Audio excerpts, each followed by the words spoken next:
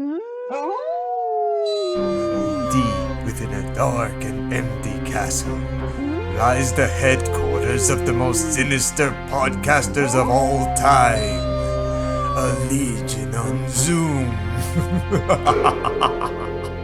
Welcome to our first Halloween episode. Mwah, ah, ah, ah, ah. That was a horrible laugh. That was terrible. But I'm trying my best out here. This is our first Halloween episode, guys, and I'm Ches, and get ready for some really spooky conversation. Yes, hi everybody, and I'm Miguel. I'm excited for our first Halloween episode, and you're listening to this on Halloween. Although, if you're listening to this on Halloween, like, aren't you out doing something fun? Well, you can't, right? It's a pandemic. So all the more reason to be listening to us on today, Halloween. That's right, and I'm Rod. So get your hot cocoa, sit by the fireplace, and get ready for some spooky stories. To be honest, I suggest you just put us on loop for the entire day. Yeah. And just play, like, instead of those spooky Halloween tracks, just put us on loop 24 hours. Yeah. And it's crazy because this year it's Halloween's on a Saturday, right? Yeah. Yeah. That's lit. Too bad.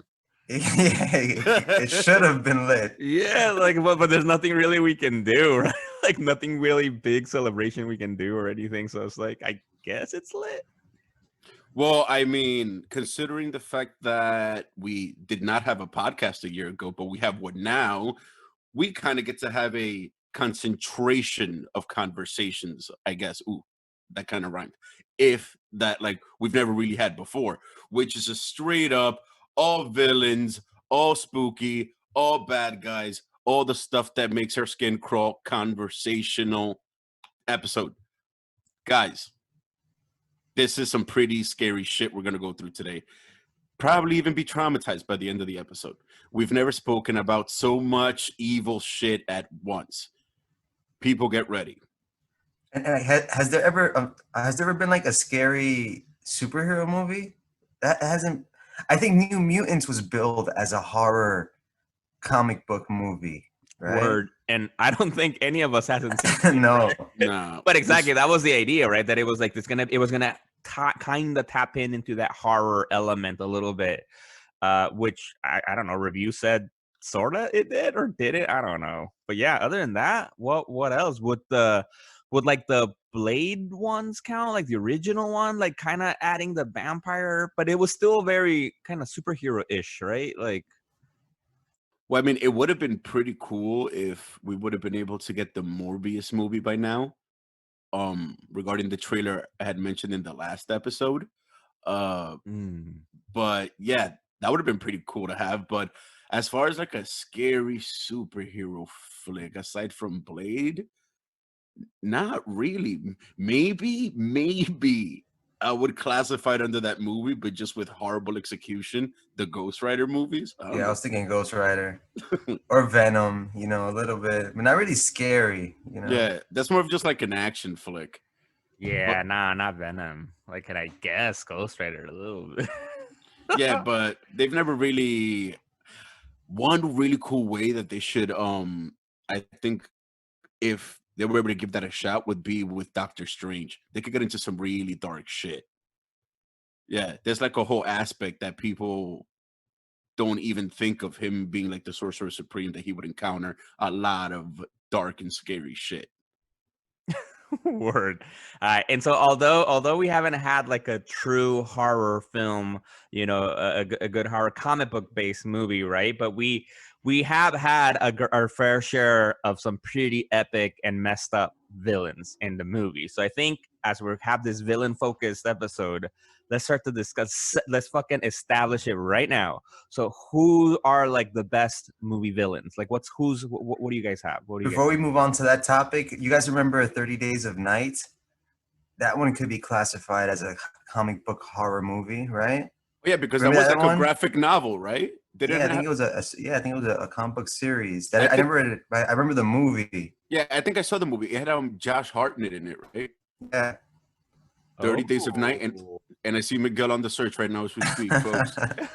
That might be that might be the only one, like the only legitimate outside of New Mutants, and that one drops on November 17th. Well, I mean, guys, we're bugging. I mean, can we count? I mean, it's not a movie, but like The Walking Dead. It's a show. Pretty sure we were saying movies though. No, no, yeah, I mean, but yeah, I I mean, know you just Okay. had to say Walking Dead. yeah, fair enough. Because now we could use it in a hashtag for the show. We'll get to it, but yes, exactly. Oh, you're Alright. right. I didn't know. Like we had 30 Days of Night was a 3-issue only, so short read. Oh, Right? okay. Perfect for Halloween horror comic miniseries by Steve Niles and Ben Templesmith, which was published by IDW in 2002. Damn. And also, what happened to Josh Hartnett? What happened to that guy? I He was think an he up-and-coming died, guy. right? He died. What? Whoa! I think Did he was even in the Lord, running for man. Bruce Wayne at some point too. He wanted to Oh. be one of the Bruce Waynes. I don't remember which one he was up for. Damn. But yes, villains. All right, let me see. Damn. Who wants to go first? I feel like I was getting suckered into going first. And so just to be sure, right, we're gonna say villains movies first, right? We're just focusing on movies. So Chess, don't bring on any TV fucking comic book shit. No, we're talking about movies. Let's Stop stay on. flexing your knowledge on us, all right? Get out of here. All right. So, like I said, I was get tricked into going first. I'm sick of this shit. All right. Who wants to go Well, first? I'm gonna go first. Shit. I mean, this is a no-brainer for me. The only villain that I can think of at the moment that has his own movie, right? The Joker. And the Joker is kind of like probably one of the scariest villains, especially. Well, let's stick to the movies. Let me not jump off. Let me not be Chess. That's a Jump to the cop out, comic low key. books. That's a cop out, low key. Just going with the Joker as best villain. Like, Come on, he might be the best villain of all time. I said, if anything, we could have given him like an honorable mention, like best, like, you know what I mean? And you could have like picked, but fine, whatever.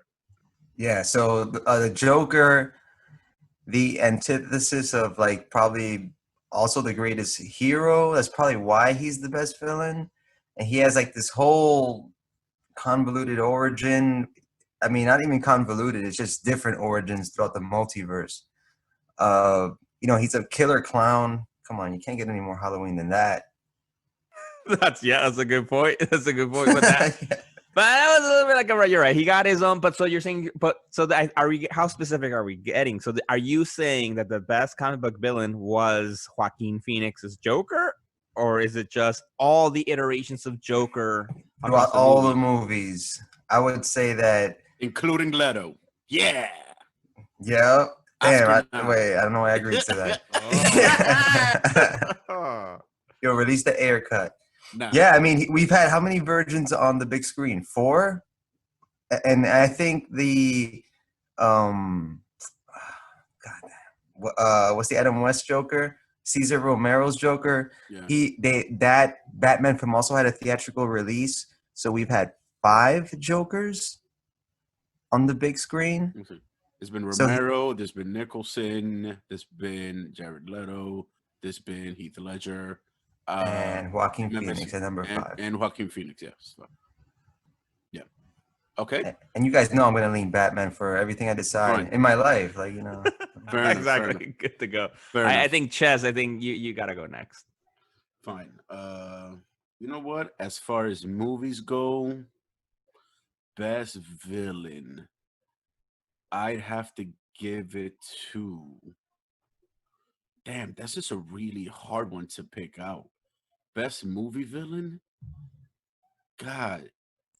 What villain was like the most, like, I want to say savage and least empathetic villain that we've seen in the movies thus far, like across the board? Because that's essentially the choice I want to make. Because I feel like villains are ironically unsung heroes. I know how stupid that sounds, but damn, like I'm trying to think what, like, just off of execution, I want to say Tom Hardy's Bane. I feel like he was thorough. He was like very well thought out. Like it wasn't crazy. Like it was cold and calculating. Like I really enjoyed Tom Hardy's Bane. Really? So, I, yeah. on the contrary, thought that he wasn't really that fleshed out, and I didn't like that about. Oh no, not his story fleshed out. I'm talking about like his execution as far as his plans. Like him being a villain, it was efficient. You know what I mean? Like it was on point. It was thought out. That's what I mean. Like, yeah, I enjoyed how he was a villain. Oh, hell yeah, he wasn't fleshed out. I wanted way more story. All we got was that scene where he got his ass kicked into jail. Word. I actually, that builds off of what I was gonna say actually too. So I think we're all actually in a Batman fucking theme. Because for me, I was thinking in terms of the movies, and I'm trying to focus on a specific version of a specific movie, no? And I was thinking in terms of the villains, and that would fit the kind of thing that we're talking about today for Forever Evil. I was thinking Ra's al Ghul from the first Batman, Batman Begins. For me, exact kind of for like what you were saying, because he was a fucking efficient villain. He was cold, heartless. He was ready to fucking destroy everything, bring Batman down. And I don't know, I liked it. Obviously, the runner-up for me would have been Heath Ledger's Joker, but like Rod kind of just selected all Jokers, so can't say that. Okay, just while we're at it though, like, anyone want to give a shot at the worst movie villain? Like, can we all just try to agree on one or no? I got it. I'm gonna go with Jigsaw from Punisher Warzone. Remember that's it. I mean, it was like a comical off the top portrayal of him. Remember that? You guys remember Punisher Warzone with Jigsaw? Yeah. Like Dominic West of The Wire fame. That movie was hardcore. I do like that movie though. I'll see your Jigsaw, and I'll raise you one Tommy Lee Jones Two-Face. Ugh. Damn. Yeah. I don't know what was worse, Tommy Lee Jones Two-Face or Schwarzenegger's Mr. Freeze. Like, they're all not okay. I'll put it like this: Chill out. Which villain would you have enjoyed to see in another movie? Die. Both of them. We got to see Two-Face die, thankfully.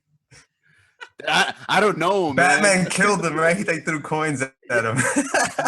I smelled the comeback, yo, because I don't know, man. On the low, yeah, but I'll say Tommy Lee Jones Two-Face is pretty bad. Actually, I'm gonna go, and I think for a worst villain, I would go off of something that Ches recently posted on our. You should check our account. Ches did a wonderful what's his name, Clancy Brown appreciation post, right? I think one of the worst villains we've ever seen was the Parallax, and what was his real name also to the character? Hector Hammond. Yo, you took the words out of my mouth. He was the worst one. Like, he was, I don't know. Fair enough. He's all like lame and like, I want to be like you, Hal Jordan. And like, I don't know, like, it's kind of shitty. And then the Parallax design, I didn't love it. He didn't look like Parallax in the book. I don't know. I remember there was an issue in the Jeff Johns run where Green Lantern has to make a deal with Hector Hammond, and he's like, all right, like, allow me entry into your mind for 5 minutes. And then he's like, Hal Jordan really needs his help. I don't remember why. And he's like, okay, cool.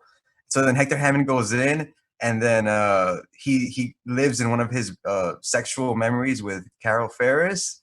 And then he's like all there, like drooling in his chair, like jizzing and shit. He's like a MODOK kind of character. Big head. I'm like, yo, this character is so disturbing and sick. And like sad too. Like, it's like, I don't know, because you're right. Like, it is like a MODOK kind of thing, but MODOK's at least like, right, he's like a machine, right? And it's like, I don't know, and it's like more weird, but not in that disturbing, sad side as like Hector. And I remember reading that comic book too. It was just weird. I would go as far as to say like that MODOK is like a Hector Hammond with confidence, if you think about it, because like that's kind of like the point, right? That's why he's like such a big adversary to Hal. He's like, if you take away, I guess, even like all the gusto and like the will and like the lust for life and the confidence and even to some extent like the hubris and the zeal, you'd get someone like Hector Hammond who would go as far as to just want 5 minutes, like, you know what I mean? As where MODOK, he's like a bit more, I guess, upright. Like he's more like aware of himself, you know? I guess that would be the difference. But yeah, damn, that's a pretty good choice. Damn. Okay, fine. So we agreed. Nice. Yeah, you know what? Yeah, fine. It'll be Parallax, because I wouldn't mind seeing, just for the sheer joy of it, I wouldn't have mind seeing Tommy Lee Jones again as a kid in like another movie as Two-Face. But yeah, I wouldn't care to see Parallax again. Or at least not that iteration of Parallax. And I recently rewatched Green Lantern. I didn't think Parallax was that bad. It was just him in conjunction with Hector Hammond that made it weird. Exactly. That's why I felt weird saying Parallax was technically the Parallax part wasn't the worst part of it. It was the Hector part. Okay, fine. So you go Hector Hammond, which, you know what? I agree. All right, so let's step it down a notch to, I, I would go as far as to say even lower budgets but bigger ambitions. Best TV villain. I got it. I'm ready to go for this one. This is actually for Do me. it. I think it's a no-brainer for me. My favorite fucking TV villain has been freaking Kilgrave, Purple Man from the Jessica Jones first season. I think I haven't seen first of all, we got David Tennant, right? Like playing him masterfully. And I don't know. I think that was the first time we saw a villain, specifically also like in the MCU, that was like that fucked up, right? Like he abused Jessica Jones, and other women, and like would just use his power to manipulate people and like do all sorts of fucked up shit, and so by the end of the season, like you could feel Jessica's pain, which was more psychological, right? Like this emotional, fucked up abuse that he had on her that pushes her to the end to fucking snap his neck, right? For me, that was the best villain that I've seen in a show. That's a really good. Yo, I would, even as soon as you said it, I think I caught goosebumps because his villain was a slow burn, but it's like you felt them in the background the whole time. Damn, that's a really good choice. That's a really good choice. Thank you. You can all just agree and we can move on. Nah, you're bugging. Now, I think for me, the best villain, I'm going to go with the governor in The Walking Dead. Like right before The Walking Dead got bad, he was the best rival to Rick, played by David Morrissey. I thought, like, there's one season that ends with him like massacring a shit ton of like the people that live in his town or some shit, where he like mows them down with an automatic rifle. I thought he was devious, very well played, and he really made you like worry about like the team, the Walking Dead cast, the main characters. I think in the whole span of that show, he was the best villain that they had. I fell off like halfway through the Negan arc because he had multiple seasons. I don't remember if the governor had more than one. I think he did have more than one season. But yeah, I'm gonna go with the governor. Damn, over the Negan? Like you think the governor was more of a badass villain than Oh, for sure, because the governor was the main villain at the height of that show. Well, at least for me as a fan, because then Negan came in, killed a bunch of people, and then a lot of fans fell off. They didn't like that. I thought it was all right, but at that point, the show was kind of dragging a little bit. And I don't even know if Negan gets redeemed at some point in the show because I didn't keep watching. But I know the governor never did. Right? He was always an asshole till the very end. Good one. Nice. And I can't believe that no one said this. So, like, I have to. It's so simple. Just the savagery. Like, you almost want to love him, but you can't.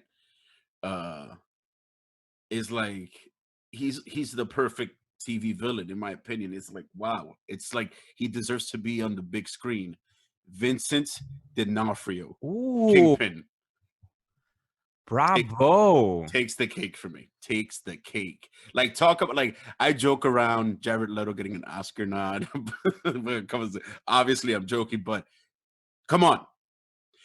Like, I wouldn't be mad if this dude got an Oscar nod for actually playing the Kingpin. That's how well he did it. Wow. And like what you said exactly, like I do agree. I think out of all the villains on TV that we've seen, I think he's the one that deserves the most to be in a film, though. Like I would love to see him as a movie Kingpin for real. Yeah, man, like that would be amazing. Good Lord, like wow, it's almost kind of like you wanted him to be like the overreaching villain almost across all three shows, and eventually, well, is it more than three shows? Well, across all four shows, and then become like even the big villain in the Defenders. Like I wanted more D'Onofrio. It was great. It was great. At some point, you were watching Daredevil just to learn more about him. Like it wasn't even about Charlie Cox, like at a certain time, like because his story was that good. Not to say, that I found the Charlie Cox performance lacking. It was amazing, but it's just that as the villain, D'Onofrio was that charming. He was that good. And even when he was at his worst, you were like, this guy is amazing. Oh my God. Yeah. That's my I don't know if I'd say he was charming. I don't think he was charming. He was a good. He was an interesting character, of course, and masterfully acted, masterfully, like everything was great about it. Like I said, like what you said, I love how they went into deep into his history, his alluding to his childhood, like the fucked up stuff that he's grown up, and then just how messed up he was, just how cold he was, how like he was like OCD-ish with some shit, right? Like when he was like we walking into his closet, right? And like it's all just this one color, and I just loved it, just so good. And like and one of those moments when he actually shows emotion, right? Because for the most part he's just very calm and collected and like kind of creepily calm. Yeah. And then when he fucking lets loose and gets angry and like, oh my God, like it was in the last season, right? When he has this epic showdown with Charlie Cox, Matt Murdock, and so good. And I love the fact that they didn't skimp on showing like the one thing that's I don't think it's an ability, but it's just part of his, I guess, his genetics, because he's not really a mutant, or is he? Just his raw strength, right? Like he's just a regular human, or he's always been in some weird borderline. Because some of the best things I remember from like the old school Spider-Man cartoon on Fox, when there would be those fight scenes between him and Spider-Man, he's massive doing cartwheels and shit. And then in the comics he's been shown, like to do some impressive feats. And then on the show, I think he's benching is either 315 or 405, like it's like for reps.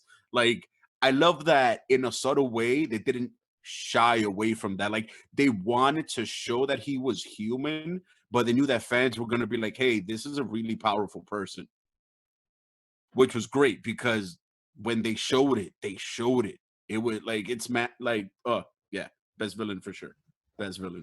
However, when it comes to the world of comics, which is what I consider to be the written Bible, or did Rod get a shot at picking one from the I just want to throw honorable mention go. To the Night King. I know it's not a comic book per se or whatever, but comic book, everybody loves Game of Thrones. And I feel like the threat of that character was the most palpable. I feel like when he fought, well, one of those night creatures fought Jon Snow, and he had like the special steel blade. I don't remember the details, but those characters were menacing as fuck. And I love what you said exactly, because then you said the threat of the character. Because I do think, because at the same time, I think he was one of my biggest letdowns too. Because when winter finally arrived, it was lame. It was just like little to no confrontation. And then like, what was it? Arya Stark, right? Which I love Arya Stark. She was dope.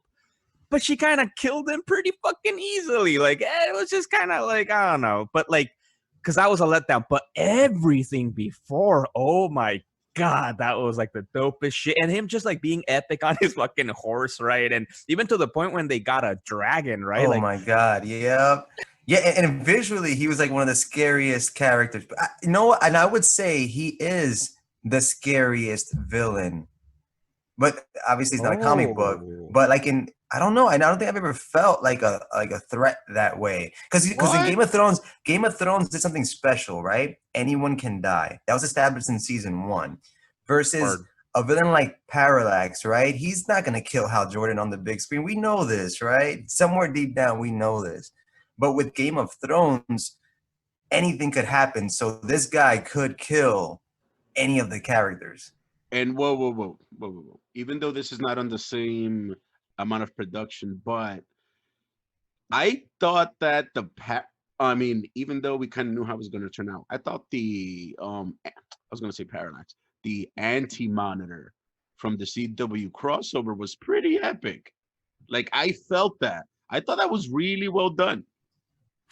get out of here. Like, They kind of ripped off a little bit of Game of Thrones with that character, right? but also you're saying like this, yeah, a visually. little bit, definitely. Like, but the scariest one, come on, like I don't know, dude. Like if I'm walking down the street and I see the Night King coming, I'm like, I'm gonna shit my pants, dude, and I'm probably not even gonna run. I'm gonna be too afraid to do anything. If I see the Anti-Monitor from the CW approach, I'd be like, what the fuck's wrong with this person? Like the weird thing on his, because I think they also kind of ripped off Thanos a little bit with his look, you know, because they had like a little the wrinkly part on his chin and stuff. And it's like, oh, Like an old ball sack, right? The chin. Well, what I mean, I am referring to the acting because the actor for the Night King got a pretty easy fucking paycheck. There wasn't shit to do.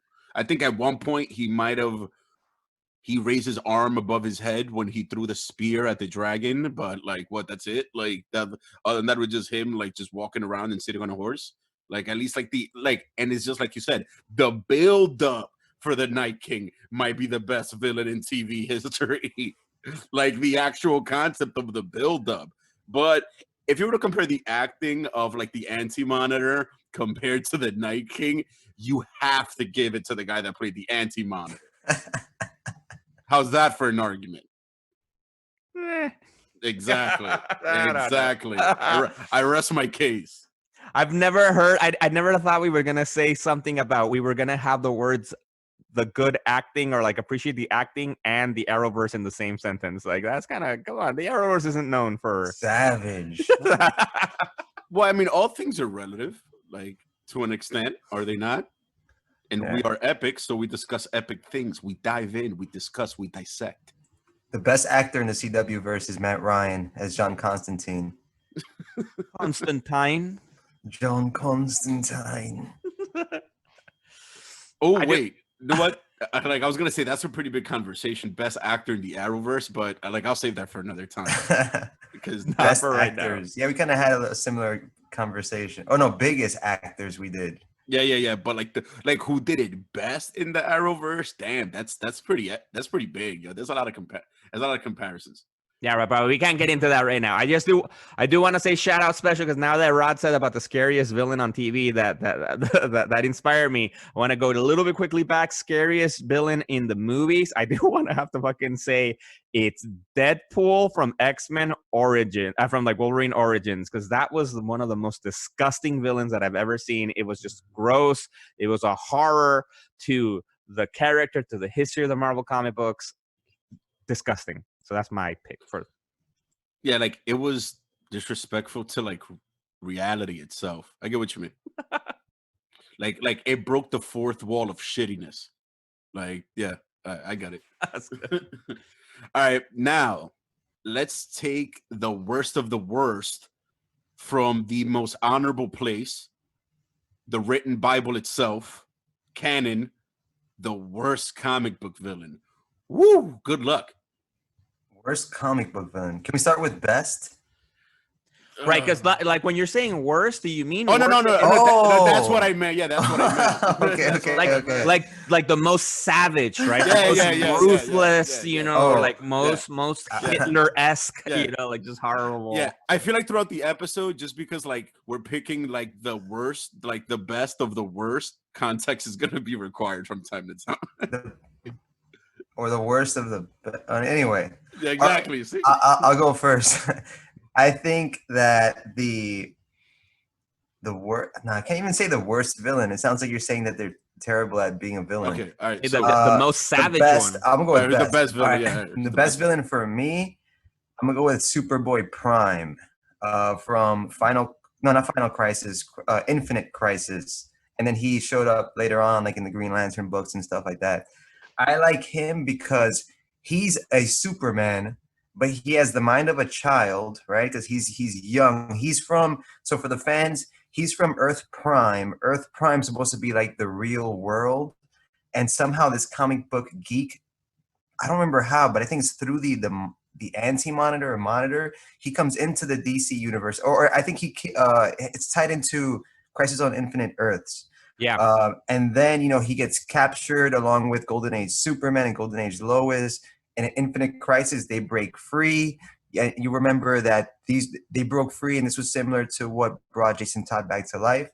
Right. Because Just quick correction. I don't think they were captured. I think weren't they kind of like saved when their universes died, and so they were they were living with the Monitor or something like that, like in this separate void world, you know. But then for whatever reason, which I don't remember, right? Then Superboy Prime wanted to join, and then he had good intentions at the beginning, right? I think to recreate the multiverse and stuff like that. Weren't they like in a pocket dimension that was created by that Alexander Luthor that wears that golden he was armor or also some shit like that? Yeah. Yep. That's like the good Lex Luthor of Yeah. Earth, where he's the hero. Yeah. So pretty much the Superboy Prime, you know, he comes into the comic book universe and he doesn't have like the lifelong training with the powers that Superman has. So everyone is paper thin to him. And he goes on like a killing rampage at some point. Also, bear in mind that he grew up reading stories about the characters that he now lives with. So he has no sanctity for their lives. So when he becomes a villain, he's just unstoppable, right? Because he doesn't have the morality. He's not, you know, he's not hinged by anything. And it took like everything for the Green Lanterns to take him down. In that arc, I think that's after the Sinestro War. No, actually, that's during the Sinestro War, right? Because he becomes a Yellow Lantern at that point too. So yeah, Superboy Prime. Damn, that's a really specific choice and a That's crazy a really one, good too. one. Yeah, it's a good. Yeah, because I remember reading through, I believe it was Infinite Crisis and all that stuff, or like and just reading the panels with him, like when he was breaking reality and stuff like that, and when he was actually facing people, and I believe like when he broke out of Oa, where he had that cell with all the lanterns around them and like the Sun Eater, like those panels where like you felt like something big and bad was actually happening, like oh shit, like you felt, you know, like a surge of excitement as you turned the pages. Yeah, that's a really good choice for Superboy Prime. Yeah, solid stuff. Damn. And also his suit is pretty epic. Yeah. Yeah, and especially I think the suit got better. Like I think, you know, as he got freaking more villainish. And I think what I loved about Superboy Prime too was like how they they noticed they had gold in this villain, right? And then just found ways to bring him back into stories. And him being included in the Green Lantern stories were for me like some of the dopest shit. And because like what you said, because it's kind of like that old school story where like, what if Superman was evil, right? And it's but done differently, done very well, where he's like, fuck, like super, like I'm afraid about him. You know, he's really dangerous. Very temperamental, right? And like even the Green Lanterns, he just shreds them up. Like I think that what makes like a scary villain is how real their threat is, right? And I think his body count was wild. And I'm torn, essentially, on my choice. Okay, so I have a mental argument in my head. So I'll just tell you guys who I'm fighting between, and then I'm gonna throw and pass the buck and responsibility onto Miguel before I go. Let me see. So I'm stuck between Vandal Savage and Lex Luthor. All right, Miguel, go ahead. I'm still choosing. Damn, you just like left it like that for us to ponder. Yeah. Damn. All right, this is good stuff, man. You see what I mean? Like, no. No, because I don't want to pick just like who's my favorite villain, right? You know, because that varies. And because for this, I do want to think about it like who's been the most evil, like who's like fuck. Who really captures that. And I'm actually stuck a little bit among three, maybe really two villains. I guess I'll share. I'll share. So first, I'm thinking one of the villains that I for me is like one of the biggest is, and I've been, as you guys may know, I've been like really enjoying some Daredevil runs. Like I've been like going through since the Brian Michael Bendis run. I've been reading all the way up to where we're at now. And such good stuff, man. And for me, I don't know, one of the best villains has been Bullseye from just because he is evil. Like he's just evil, and like besides just being a gun for hire and kills whoever he wants to because he's getting paid, he also really has it out for Matt Murdock and has gone out of his way to torture him, right? To really fuck with him, you know. Like he killed Elektra, right? He killed how did I forget her name? What's the main love of his life? How did I forget? Karen Page? Karen Paige. See, like it was just, I couldn't even relive that moment. Like he killed her. But And what's like, his motivation to like fuck with Matt Murdock so much? Like everyone knows who Bullseye is, and usually we know what like a villain's motivations are. But I feel like when it comes to Bullseye, people are like a little lost on his obsession with Matt Murdock. That's why. Is it because like he caught something he threw? Like, That's the beauty of it, because Bullseye just wants to fuck with him oh wow, because Daredevil beat his ass basically and has proven to be the better fighter, smarter than Bullseye. And so Bullseye's just like, oh fuck that, I don't like that. I'm gonna just fucking torture you because it's fun and I want to prove that I can do it. And it's like that level of just like sickness of that, man. Like, and there's been so many things back and forth. We got to the point where Daredevil almost killed him, and then while he was like recovering, he like basically kind of trained this lady Bullseye to then fuck with him and had this very mental psychological attack on Daredevil. Like, oh my god, like I don't know, like Bullseye, because I want to see like a good Bullseye like that on the TV, because actually, in movies, right? Because the one we got in the movies by who's playing Penguin now, Colin Farrell, well, it was a little samey. Like I didn't love it. But for example, the Bullseye we were getting in the TV show, right? We were starting to get that, that you can tell he's sick. He's got these issues, but he's so deadly and like he's willing to do anything it takes. Like, I don't know. For me, that could be one of my top villains. I think that could probably be my other one that I had. I was actually thinking the other one was Ozymandias. Ooh, because he's actually like the villain who did it, right?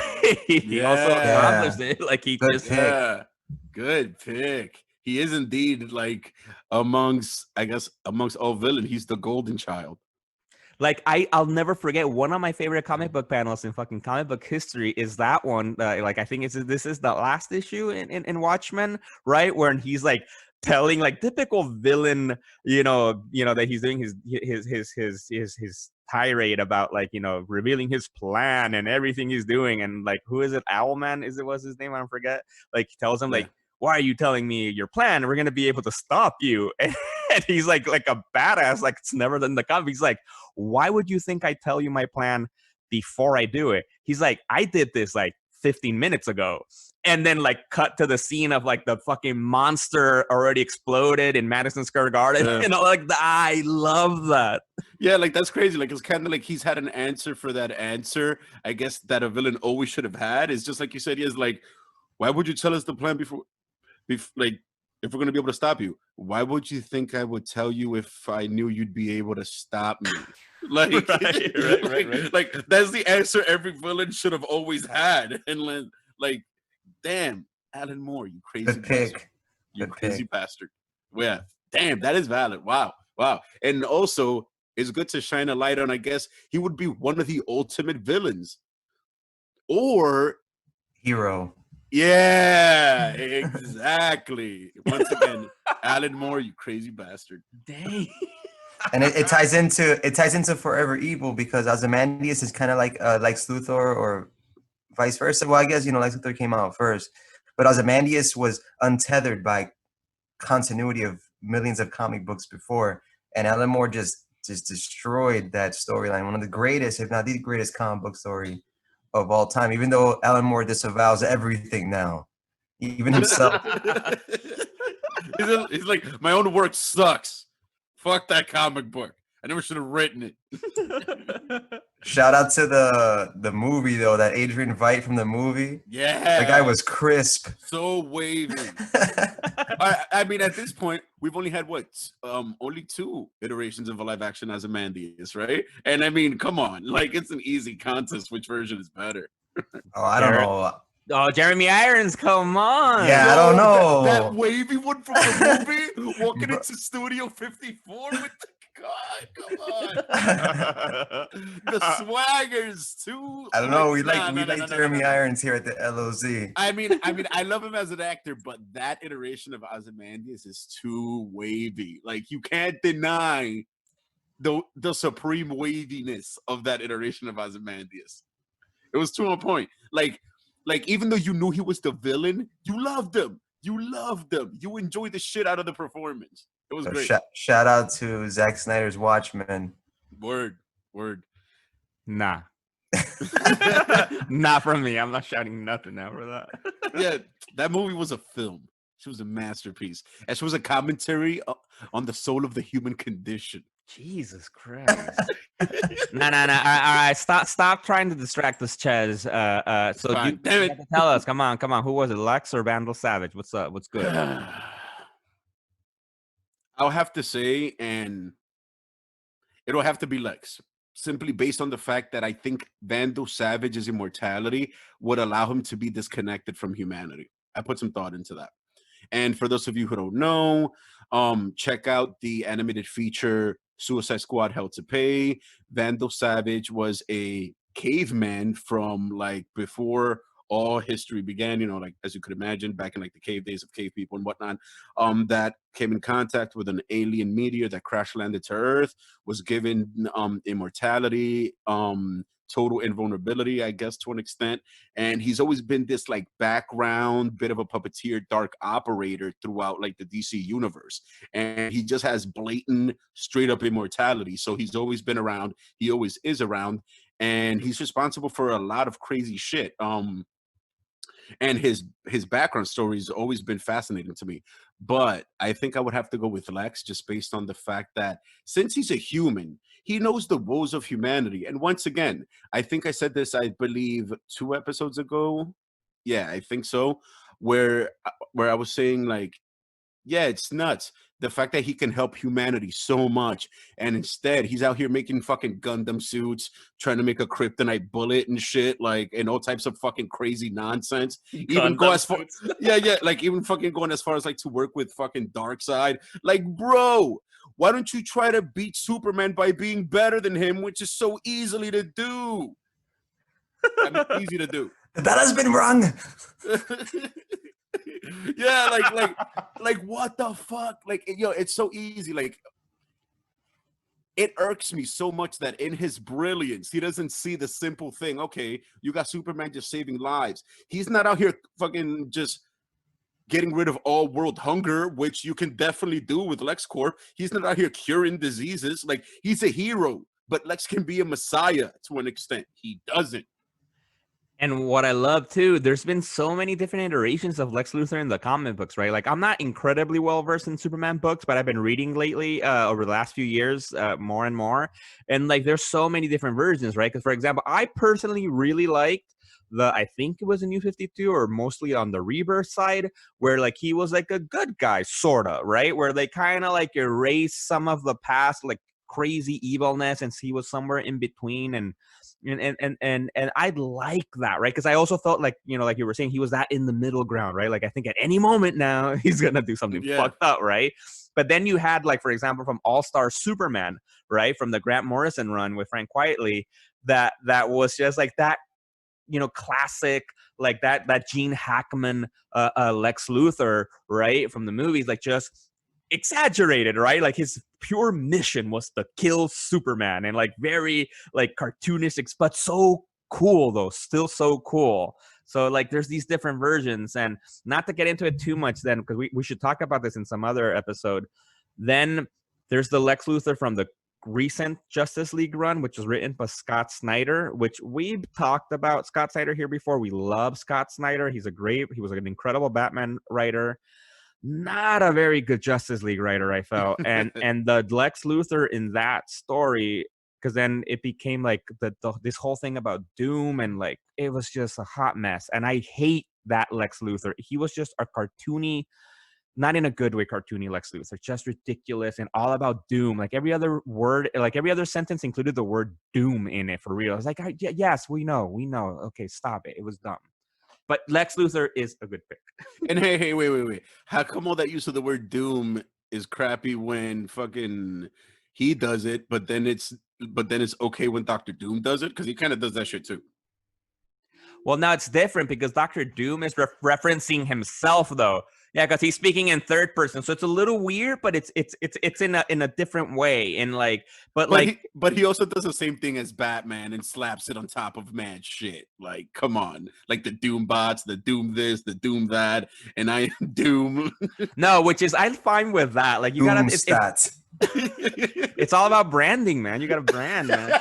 But like this Lex Luthor was all about like the mission and philosophy of doom. Okay. So it kept saying, no, humanity wants doom. And remember, we're going towards doom. And like doom will prevail. Like, shut the fuck up, dude. Entropy. Yeah. Like, what does that even mean? Like, and I'm glad you mentioned Grant Morrison's All-Star Superman, because that is my favorite rendition of Lex Luthor across all mediums. damn, your favorite one. All right, that was a good pick. So Lex Luthor, I do think we agree he's one of the best, villains out there for sure. And there's all these different iterations. Speaking of different iterations, we've seen some pretty crappy ones on the screen, on the big screen. On the small screen, not so much, because John Cryer's Lex Luthor on Supergirl is, for me, one of the best Lex Luthors that we've ever seen. But that begs the question. Ugh. Why? You didn't like that Lex Luthor? Oh my god! From Supergirl? Yeah, I wasn't a fan. I don't know why. Like, I found this act like I didn't find him that far off from the one that this dude played in Snyder's movie, just bald. I felt like it was that Lex down the road. What? Not at all. Because he was like smart and evil, planning and scheming, and wonderful like that. I don't know his voice, but like I want my Lex with more testosterone. What? I want him. I didn't think this Lex was like I didn't feel his presence. I felt annoyed. I didn't like it, but yeah, okay, go ahead. Well, all right, whatever. Well, since you were annoyed, we want to know who would we cast now as a Lex Luthor? Who would be the best person to portray? He's still listen, man. He's still out there, Billy fucking Zane. That's right. He's still out there in the streets being Zane and epic Billy Zane for Lex Luthor. That would essentially be like the live action version of the Clancy Brown Lex Luthor. I think it would be Billy Zane. Word. I agree. Yeah, and we've had a few Lex Luthors, right? Gene Hackman, Kevin Spacey, Jesse Eisenberg. Yeah, his name. Yeah. Yep.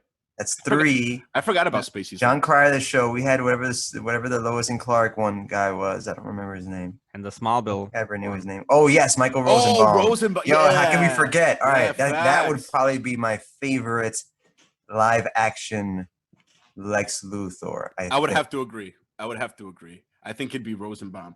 But yeah, for a fan casting, Billy Zane. For my fan casting, you don't know? All right, I think I know. Oh, no, wait. Also, by the way, an honorable mention. Wasn't The Phantom a comic book movie?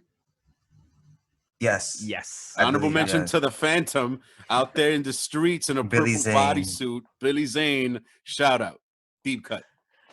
So I was thinking for my Lex Luthor fan cast, I'm gonna do like a little cheating here, actually, honestly, and take advantage of like what's kind of already been casted. So I would love to see a live action Lex Luthor played by Giancarlo Esposito, the CEO of Bot Industries from The Boys, and who actually plays Lex Luthor in the Harley Quinn animated series. So honestly, I could see him being ruthless, cunning, incredibly smart, and maybe can be a little on hinge, off hinge, like that, because how we saw him in Breaking Bad, I think he would be a fantastic Lex Luthor on screen.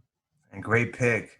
And to be honest, him playing the CEO of Vought, that's already him playing Lex Luthor. It's just cut and paste into a different storyline. Dude, yeah, man. That's how perfect he did. That's how good of a job he did on that role. Like the only difference is like in Vought, as the CEO of Vought, like in The Voice, he's all about like he just wants to make money, right? He doesn't care about the expense of people's lives. And then the only thing you just got to do is instead of he wants to make money, he wants to kill Superman, right? Like you just got to take that tone. Little, yeah. That's a really good one. That's a really good one. What about you, Rob? I'm gonna go with one that was thrown out by the fans, a lot of years ago because of his portrayal in Breaking Bad. I'm gonna go with Bryan Cranston as Lex Luthor. Only because he showed that he can be calculating and devious, and I can see that. He's like an actor's actor. He crushed that show. He carried it on his shoulders.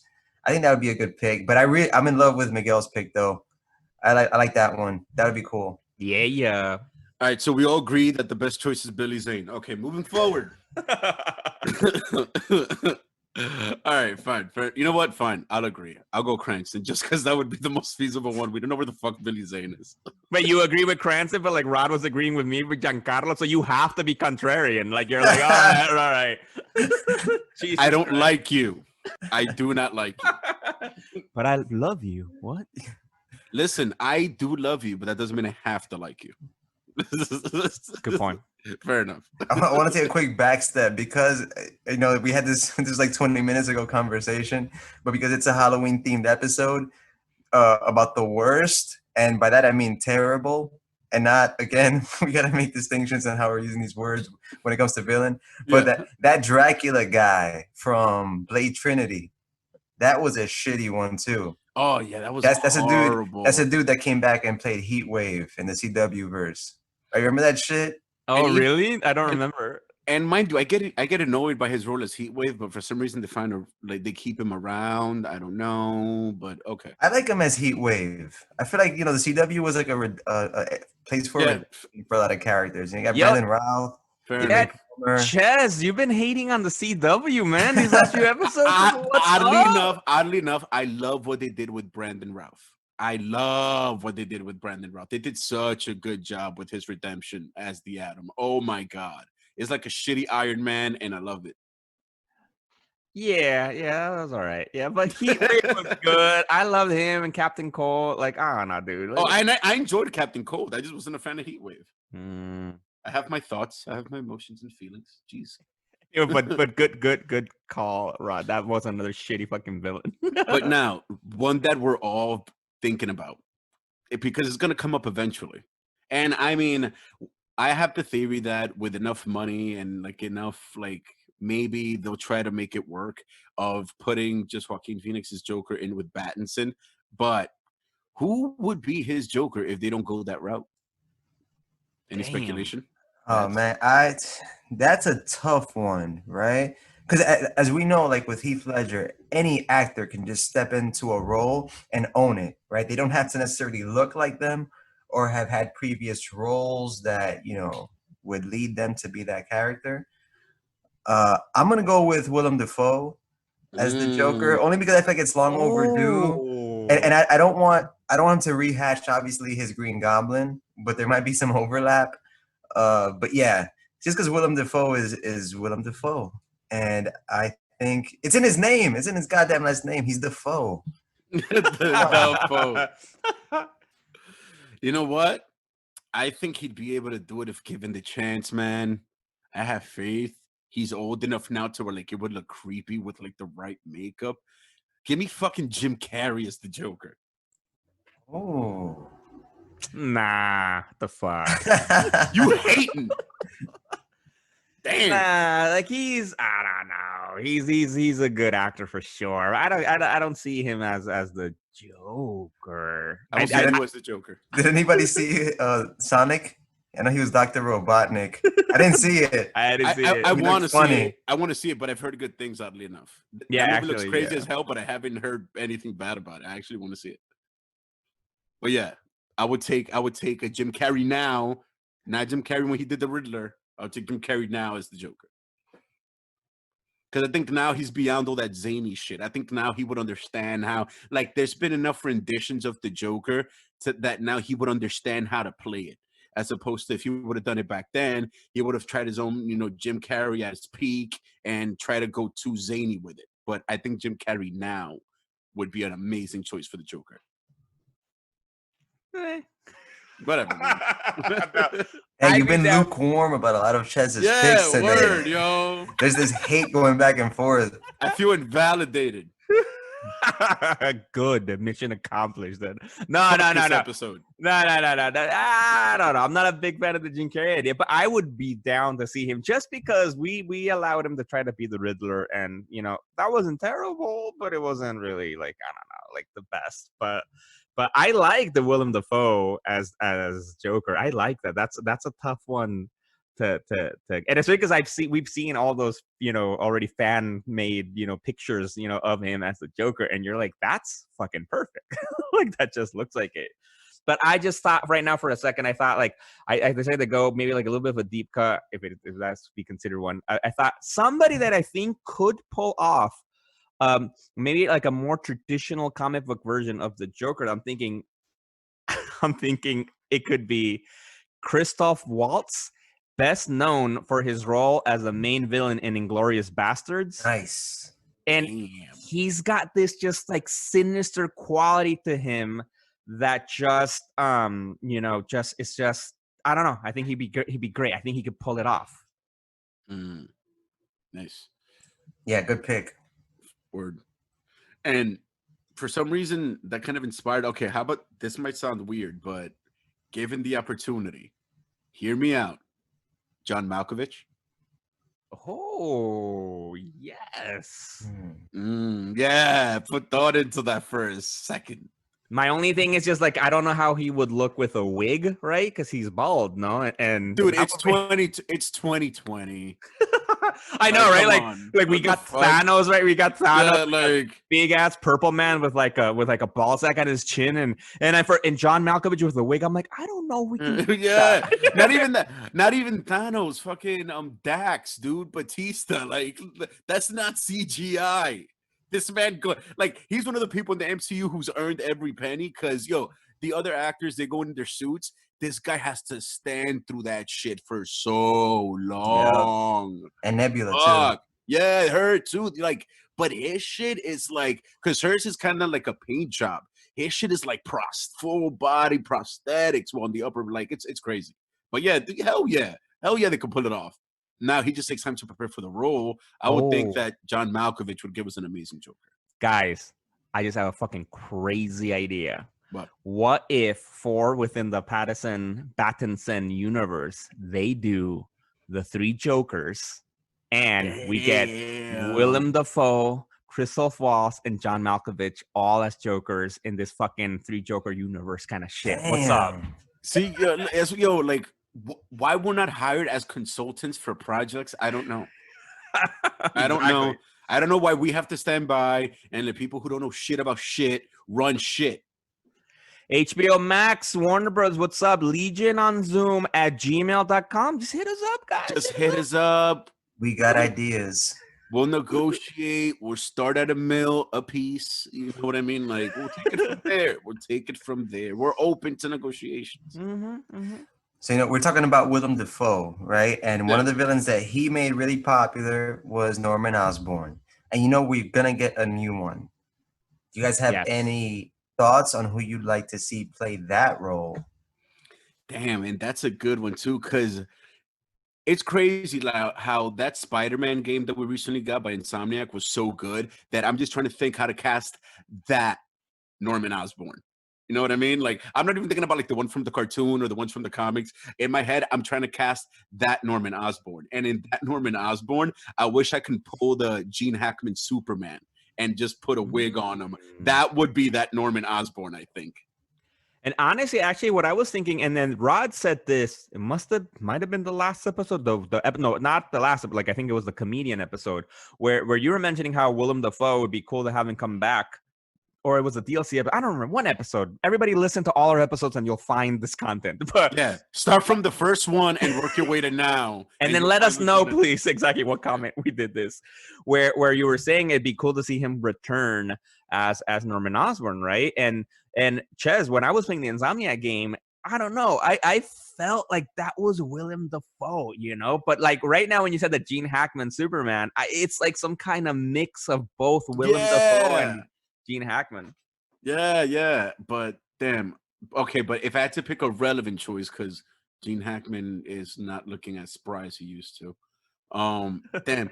If I had to pick a current one, fuck. Like, I don't know. It's like I think all those like epic old like elderly like statesman types are like fading away. Like, it's hard to find somebody to put into that role now. You know what I mean? Like, damn, it's hard. I'll come back to me. I'm going to go with, and this might sound silly, but it's not. All right? So I want you guys to take me seriously. Okay. I'm going with Nicolas Cage as Norman Osborn. Woo! I feel like he would be dynamic That'd be wavy. and he'd bring something new to I think he is kind of crazy in real life, and then he'll just bring so much layers to the character. And I mean, like, and also I wanted to talk about, we don't have to move right away, but Kraven the Hunter, it has been rumored for the new Spider-Man movie. And there are rumors circulating online that we spoke about the Spider-Verse comic book storyline into the Legionverse episode, about how there's like these interdimensional spider being consumers. Miguel, you might have a fresher memory of this storyline. I read it a while back. But that they're gonna fuse Morlun and Kraven and make Kraven an interdimensional hunter, kind of like the way Morlun was in the. Oh. I like that. I mean, I don't know if that's gonna happen. It's just gonna be. It could just be a crazy rumor, but I think it makes a lot of sense to do that since you're building up to a Spider-Verse movie, right? And for those fans out there that are curious, you can read all about Morlan's introduction to the Spider-Man lore from the controversial run by J. Michael Straczynski on Spider-Man. Not everybody loved every story, but this story was pretty dope. I liked it, and it was drawn by John Romita Jr., and then which was highly influential to the, I think it was Brian Michael Bendis who did the original Spider. No, right? Was it Brian Michael Bendis or Dan Slott or both of them together? We gotta double check that. I don't remember. Anyway, but yeah, exactly. Which are just these like. They suck the energy out of spider totems and basically eat Spider-Man across the multiverse. That's pretty much it. And if they were to mix it with Kraven, that'd be cool. Yeah, and just one thing, if this is true, this rumor is true, then you can have, this Kraven, jump through the multiverse and collect his Sinister Six, potentially, right? Because if you're going to have 3 Spider-Men potentially on the screen at the same time, they got to fight a huge threat, right? And what bigger threat than the Sinister Six? We already know we're getting Jamie Foxx as Electro again. Again, this is a stretch, but why not have Kraven / Morlun, cherry pick his villains from the Spider-Man lore and get Willem Dafoe back as Norman Osborn. Oh. And I think I got my pick as Norman Osborn. I was stuck between one that made me laugh just as it flicked through my head, so I just go out and say it. This isn't my choice, but it was just a funny thought I had. Antonio Banderas as Norman Osborn. But What? But never mind. Like I said, it was just a thought. Tom Cruise as Norman Osborn. Oh. I like Yep. You see? There's a method to my Damn. madness. Yes, I'd see that. Yeah. Tom Cruise as Norman Osborn. I see it. I can see the voice, the arrogance. I see the bravado, the hubris, the scenes in the lab. I see that shit. I see him as the Goblin. Fuck, Tom Cruise. Yep. Especially since, like, in my Spider-Man theory, when I ranted in the Spider-Verse episode, I think that, being that he needs a new mentor because Tony Stark is gone, I see a relationship being formed between Norman Osborn and Peter Parker. And, for the fans out there, Tom Cruise was gonna be a Tony Stark at some point. Have him bring those, whatever elements he had contrived at the time, have him bring it to the Sony Spider-Verse and be that world's Robert Downey Jr. Ooh. Oh, but like an evil version of Robert Downey Yes. Jr. Oh, I like that. I like that because that kind of, I feel like kind of similar to my suggestion for Norman Osborn. I've been thinking about this right now as we were all talking, and I was thinking, who, you guys had some good choices. Honestly, I don't even think this might be the best choice, but I think you guys had great choices. What I was thinking, hear me out. This is probably really, really fucking just, fan dreaming, but what about a heavy hitter like Christian Bale playing Norman I was Osborn? thinking about that. I thought about that, like that legit passed through my head. Imagine that. See, good, man. Exactly, man. Like, imagine that American Psycho, Yeah. like building it, connecting it with like a Bruce Wayne, his Batman kind of like epicness. Like, I think he could pull it off. But with more swag and more joy to it than that weird, slightly murderous rage he had underneath the entire time. Mm-hmm. And since you guys mentioned it, because as soon as Rod mentioned the name, these 2 castings popped in my head. One I've always had, one I kind of just thought about. For Kraven the Hunter, first choice I've always had in my head, Tom Hardy. but he's already Venom, and I don't know if they're gonna bring him in, but that would be a cool double dip. It's Tom Hardy as Kraven the Hunter. That'd be wavy. Second, we mentioned him in our last episode, Joe Manganiello. That would be like he is Kraven. If there was any fucking casting, that'd be Kraven the Hunter. Like aesthetically speaking, this man is Kraven already. Like, come on now. If anything, the aesthetic of Kraven is essentially the same aesthetic as Deathstroke with just some salt and pepper hair. If anything, they look a lot alike, I guess, in their build, the way they're like they are. Joe Manganiello is fucking Kraven the Hunter. Duh. Not bad choices, man. Not bad. I think for me, for Kraven the Hunter, that I would think actually just because I don't know if you guys saw this. There was rumors that actually were started by this person that apparently Jimmy Kimmel was cast as Kraven the Hunter. And you know what? Out of here. I'm with it. Fuck nah. it. Nah. Nah. It was obviously Joe because he's the one that started it up, right? You saw about it? No, I think I've heard about that though. But yeah. But for my Kraven, I'm gonna go with Carl Urban. Ooh. I'm gonna have him come back. Yeah, yeah. Pretty much the same way he looks in The Boys. Butcher, yeah. just have that. Pepper and some more. Just have him come back as that. Shit, that's he's pretty jacked. One. I don't know. I think in one of the episodes in season 1, I think he was shirtless. That guy's I want the fucking Kraven the Hunter from the old Spidey cartoons. That dude is fucking jacked.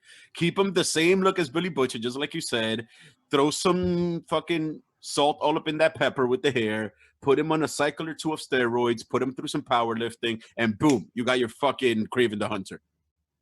I want him to be like savage. Like I want him to look like a scaled down version of Venom. With like chest hair, muscle, and all that shit. He wears fur. Yo, he's not politically incorrect. He's toxic. Facts, he wears a lion's head as a vest. Like there's so much wrong with that. There's so just not okay. Kraven the Hunter is life. And aside from Jimmy Kimmel, my actual fan cast that for Kraven the Hunter, I think I would go with one's an obvious one that I don't think, I'm surprised none of you guys mentioned it, but I don't think we would ever see this. I'm thinking one, Jason Momoa would be, he could do a Kraven the Hunter. I can do. The other person who I think, now that you guys were describing the look, he might not be able to rock the look completely, but I think I'd be willing to give him a shot at it.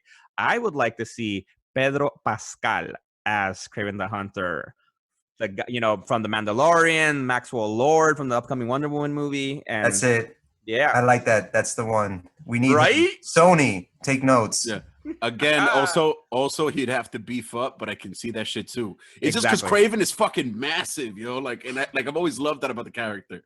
Like he is an animal. Like he's agile but quick.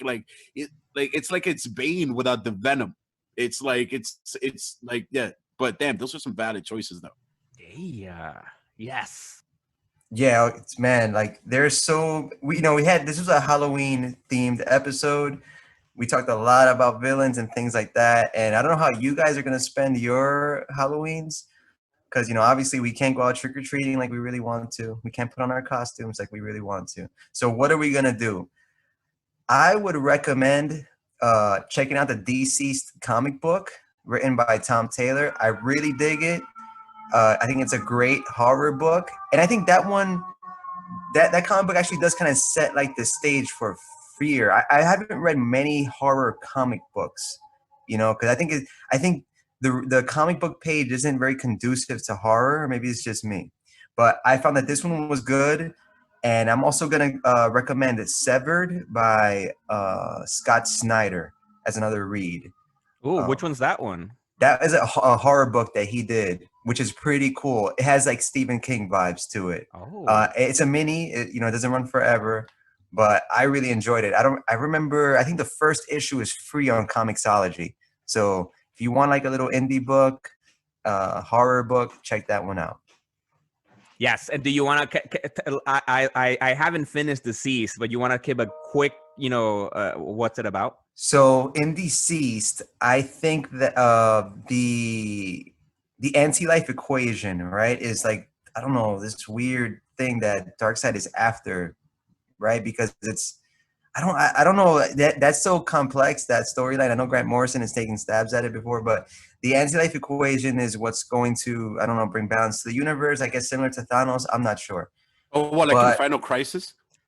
Right. No, but I think the yes, anti-life equation allows him like control over all life or something like that. And like, right. Yeah. So he infects with this brain worm, like this the anti-life equation. He infects Earth, and whoever's looking at a screen, similar to like what is it, a Bird Box or whatever, right? If you look at a Yeah. screen, you become like this, and they do a really good job at making these guys like Dawn of the Dead level zombies, where they shred each other's faces. Yeah. You know, like the pain of being like this zombified anti-life creature. So this disease infects the DC universe. Everyone's dying. You know, it's outside of continuity, obviously, and you see the heroes dealing with this like all-consuming threat. So I dig it. dope. All right, and I'm going to suggest, and I might even do it myself because it's just a quick 4 short terms and tomes. And just to prove Miguel wrong, I'm about to read a whole bunch of credits right now, really quick. I recommend you guys read the Crimson comic book from artist Humberto Ramos, which we've tagged in a character post that I did, I believe, a few weeks ago on our IG page.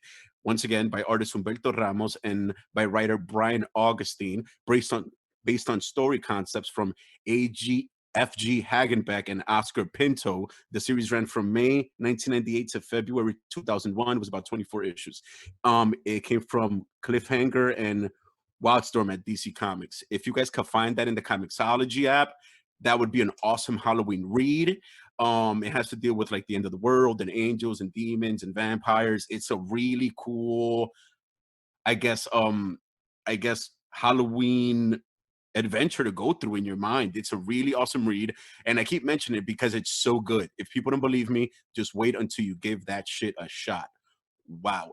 And of course, I'm also going to do my usual annual tradition, and I'm going to watch the Nightmare Before Christmas, which is one of the best movies ever made. Shout out to Tim Burton. That is a Yes. masterpiece, and it is fucking timeless.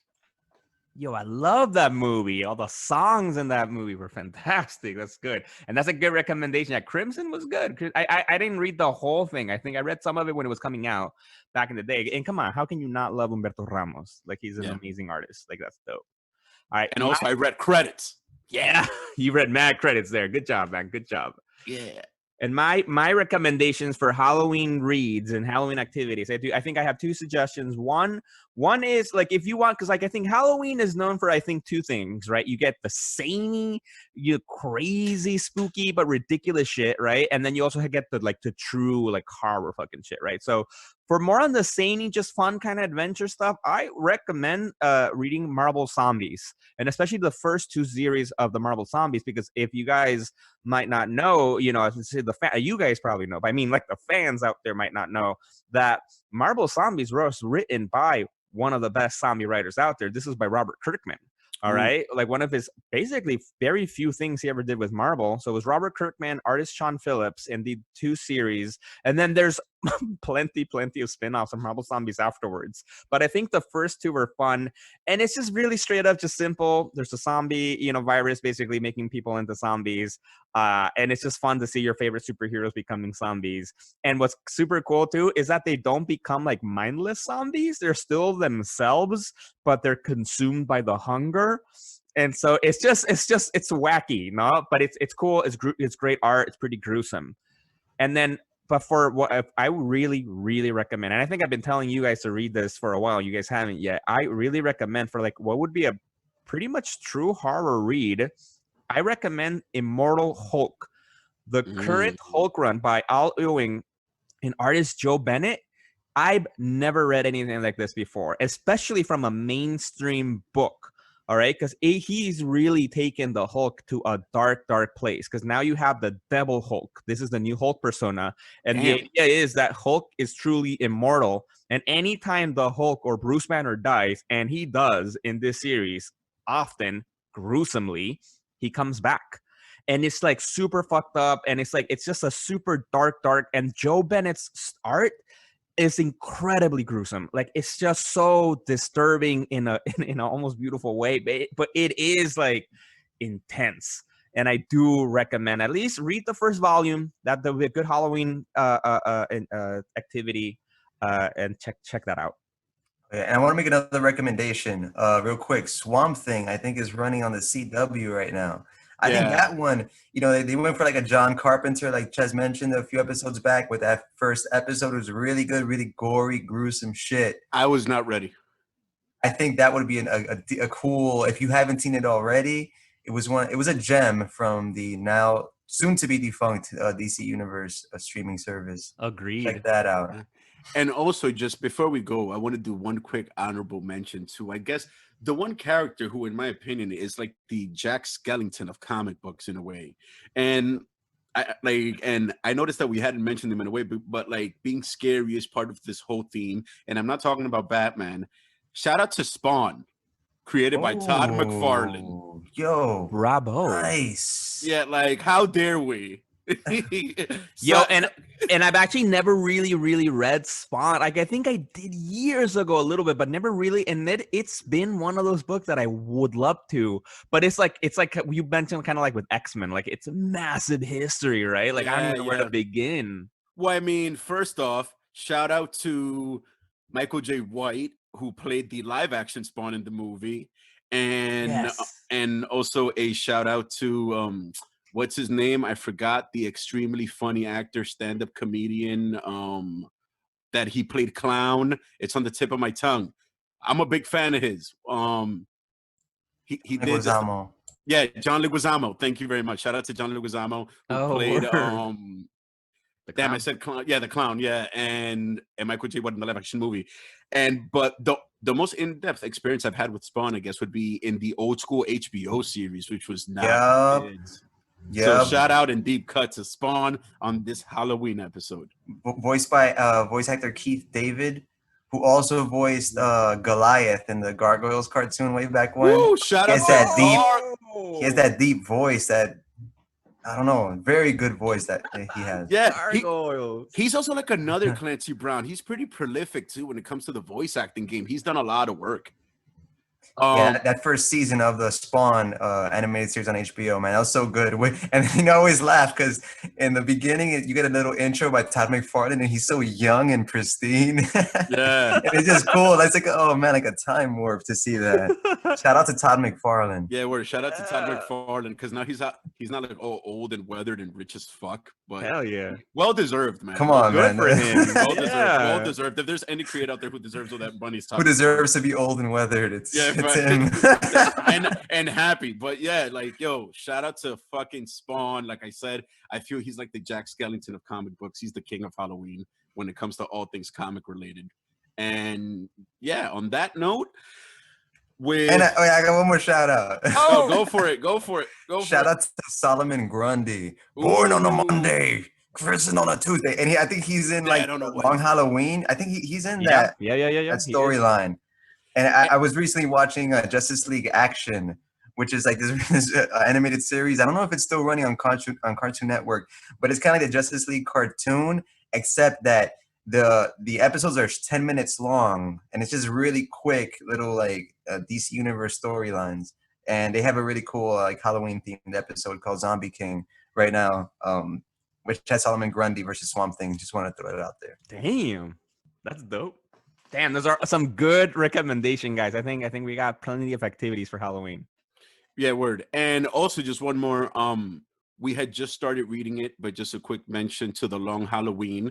It's a great Batman story arc. And Rod had just mentioned Solomon Grundy, which he's actually on the cover of the second chapter that Miguel and I think just got up to. He's like the first image there. So just based off a title, only a few issues in. It's like 15 issues long. It's on Comixology. You can borrow it if you have unlimited.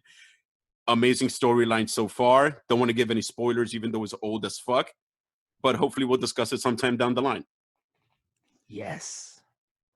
All right, guys. And on that note, we have such fear in our hearts and such terror crawling in our skin. I'm going to go just try and snuggle under a blanket, do some reading and do some watching. I'll check you guys out later. Peace. All right, everybody. Peace. I know. We're the Legion on Zoom, everybody. Bye. Cheers. Big L. Legion on Zoom, starring and produced by Jose Perez, aka Ches, Rodney Martinez, and myself, Miguel Arce. Please subscribe on wherever you get your podcasts and leave us a review on Apple Podcasts or shoot us an email at legiononzoom@gmail.com. And don't forget to follow us on social media at Legion on Zoom.